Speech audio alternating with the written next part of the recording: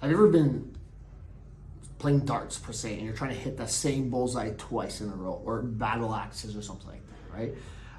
And you probably realize pretty quickly it's hard to hit this exact same spot twice, and you wouldn't be able to hit that same spot twice unless you have some sort of a guide, some sort of a laser, a pointer that shows you where and makes sure guides your shot, whatever it is, right? So you've noticed that it's hard, and I think a lot of people are exercising or trying to get to a goal, and they're trying to hit the same place twice without any sort of plan. You're kind of hoping that you'll get there.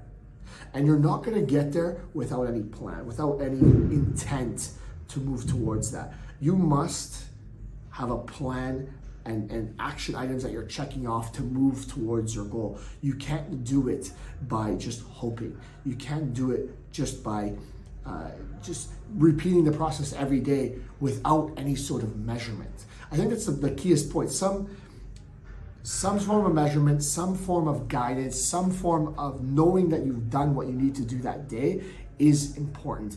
And without that sort of guidance, you're hoping to hit the same place twice without being guaranteed it at all. And the only way you get to your goal is, I think, if you're measuring in some capacity. It doesn't mean you have to be obsessive about it.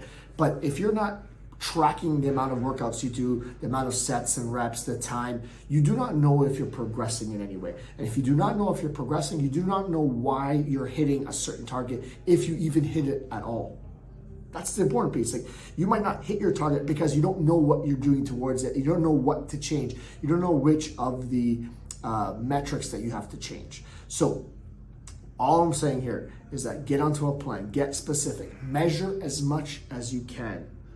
Whether it's the amount of days you work out, the amount of steps you're getting in a day, the amount of calories you need to utilize, the amount of glasses of water, the hours of sleep, just start to look at these numbers. And again, you don't have to become an accountant about this. You don't have to be forensic about it, but you do need to be specific. You do need to be consistent. You do need to be able to measure what your inputs are. So that way, when the outputs end up where they are, you know why they ended up where they are, and you can make adjustments. Because otherwise, you're just hoping to hit the same place twice. You're just hoping that you're going to get to that goal and hit that bullseye more than once, or that target more than once, without actually knowing that you're going to.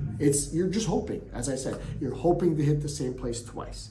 So instead, get specific, get measurable, do what you can to measure your inputs and to get specific with your inputs so that you know that that output will be the one that you're expecting, or if it's not, at least you know what points of your input you need to make changes to.